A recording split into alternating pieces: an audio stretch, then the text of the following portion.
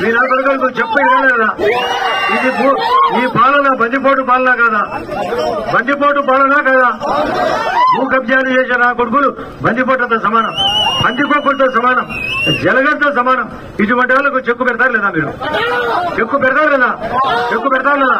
చెక్కు పెట్టేటప్పుడు 2 ఓట్లు వేయండి. మళ్ళీ చెప్తున్నా, లేదు ఇప్పుడు చంద్రబాబు నాయుడు చెప్పే స్కీములకు డబ్బు కావాలంటే ఎవరు కావాలా?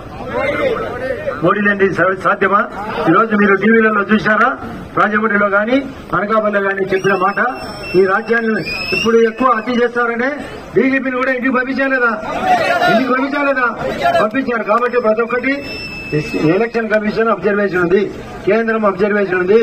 వికసిత భారత్, వికసిత ఆంధ్రప్రదేశ్ రావాలంటే మేమిద్దరం గెలవాలా లేదా? మీ ఊర్లో ఓట్లు రావాలా లేదా? నాకైతే మీ మీద చాలా మమ్మల్ని ఇంత స్వాగతంగా పలికినందుకు మీ లీడర్లు అందరినీ ఏకం చేశాం. నాకైతే అయితే పూర్తి నమ్మకం ఉంది.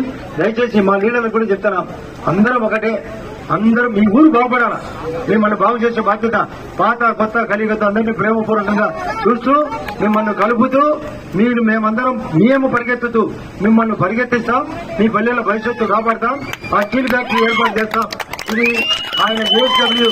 మరొకటి మీకు గండికోట కూడా, ఎప్పుడైతే గండికోట పూర్తయితాదో మీకు మరింత రేట్లు వస్తాయి. ఆ టిడ్కో హౌస్ కూడా పూర్తి చేస్తాం. సిగ్గుండాలి, ఆ టిడ్కో హౌస్ మాకు చూస్తే కళ్ళకు నీళ్ళు వస్తాయి. అయిపోయినదా లేదా పని? దాన్ని ఏం చేశారు? కరోనాకు కాలబెట్టారు, కరోనా కోసం కాలబెట్టారు. ఇట్లాంటి నా కొడుకులు అవసరమా?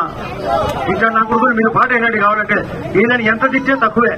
ఇట్లాంటి చెత్త నా కొడుకులు పోనా లేదా? నేను పరిగెత్తే కొత్త కోరమా కాదా? వాళ్ళు చెత్త కోరమా కాదా? కొత్త కోరమా కాదా? అవినాష్ రెడ్డిని ఓడిస్తారు లేదా? సుధీర్ రెడ్డిని ఓడిస్తారు లేదా? ఆదిరెడ్డిని, భూపేష్ రెడ్డిని గెలిపిస్తారు లేదా? Okay, thank you. నాకు కూడా ఇంకా 10 మీటింగులు ఉన్నాయి. థ్యాంక్ యూ మా. రైట్.